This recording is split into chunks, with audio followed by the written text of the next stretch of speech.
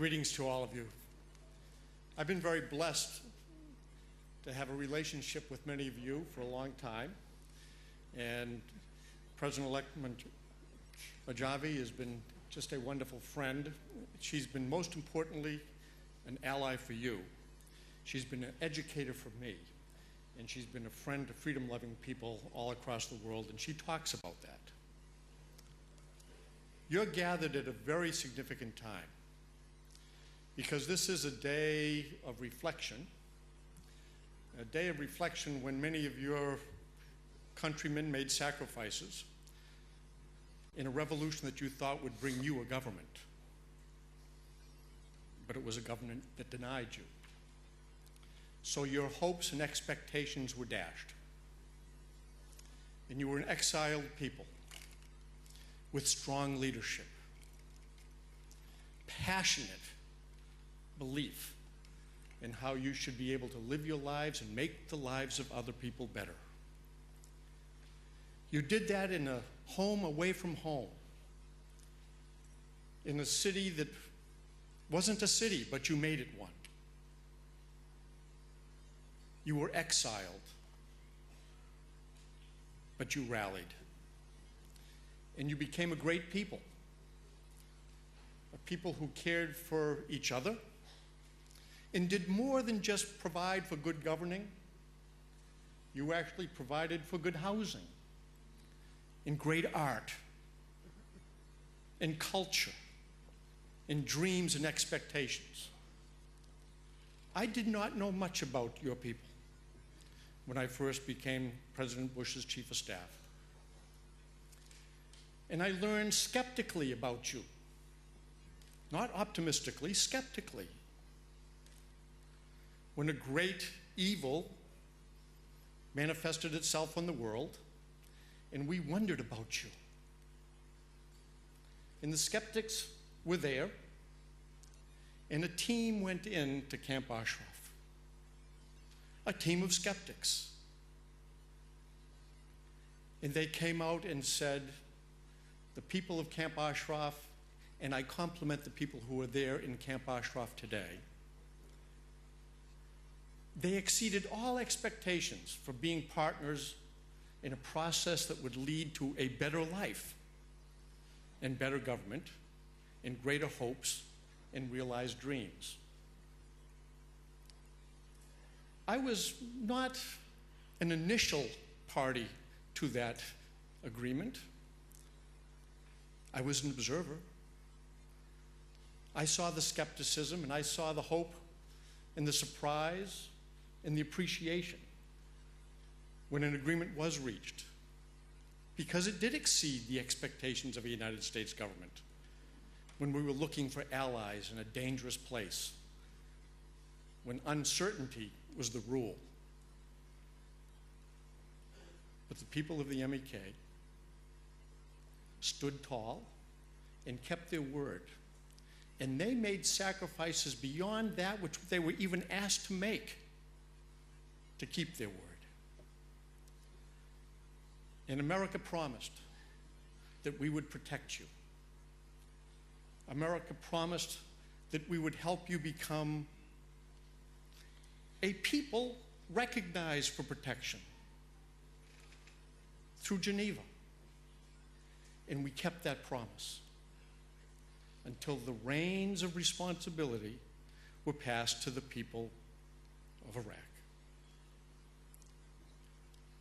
I feel that we still have the obligation in the United States to make sure that you are protected.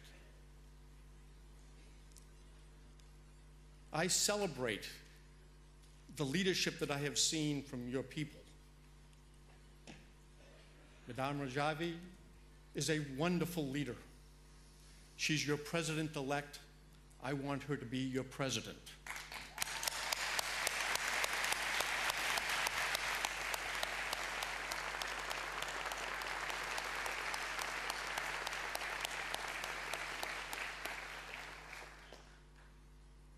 Today is an anniversary day that you've come to recognize, but it's hard to celebrate. It's also a day when dark clouds gather on the horizon and they're scary. It's a day when your expectations probably are being modified. It's a day when you don't know really what will happen. And even with that dark cloud that gathers, your leadership has said you will walk the extra mile to show good faith by saying, some of us will go to Camp Liberty. But Camp Liberty is almost an oxymoron. It's more like a prison.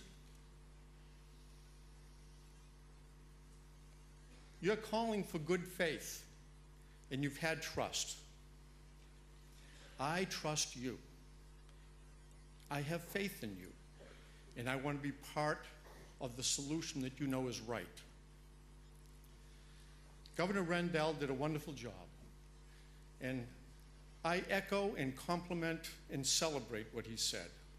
I too am frustrated because I think your people have kept your word, made your sacrifices, gone the extra mile to demonstrate goodwill, partnership, and responsibility. I'm troubled that the United States of America gave its word, and then when it was no longer easy for them to keep it, they transferred the word to a regime in Iran that is really acting through a government in Iraq. And that troubles me. So I stand with you as someone who got involved because I was a skeptic, who got educated, gained respect, saw how people on the ground from the United States had their expectations far exceeded by the goodwill of your people. And I stand with you.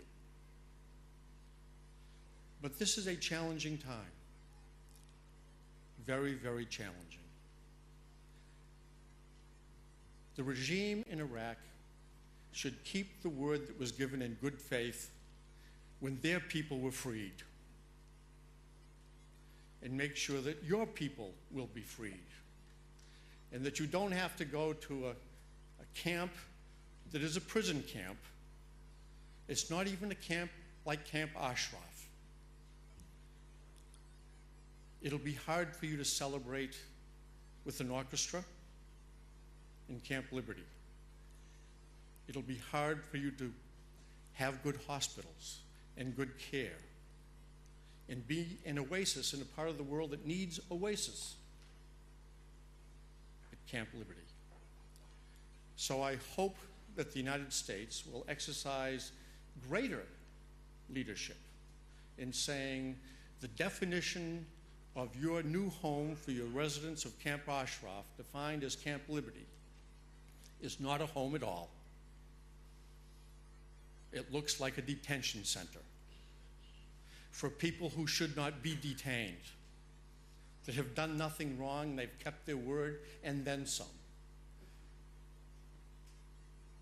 Governor Rendell spoke very eloquently about the frustrations that many of us feel.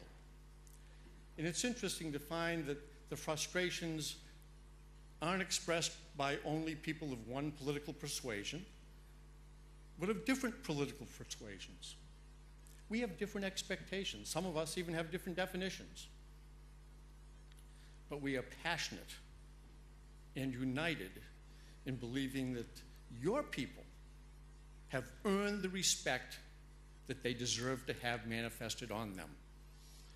Because I saw your leadership keep its word. I saw the people of Camp Ashraf keep their word and meet responsibilities that were far greater than were imposed on any other people in a very troubled part of the world. So I would like to thank you for your patience and understanding, because things have not moved as quickly as they should have to make sure that the people of Camp Ashraf would enjoy all of the freedoms that you enjoy as people standing with the MEK in Europe or in the United States. And I continue to believe that we should all work together to find a good solution. And Camp Liberty is not a good solution. It may be a good transit point for a good solution, but it was a transit point that wasn't even needed. Because I think there were better solutions, but we haven't found the will to find them. So, you are a good people. You don't deserve to be on the Foreign Terrorist Organization list of the United States of America, and I think you should be delisted ASAP. And I believe that you should celebrate the kind of people you are. And when you start to celebrate, I will be there cheering with you. Thank you, and God bless.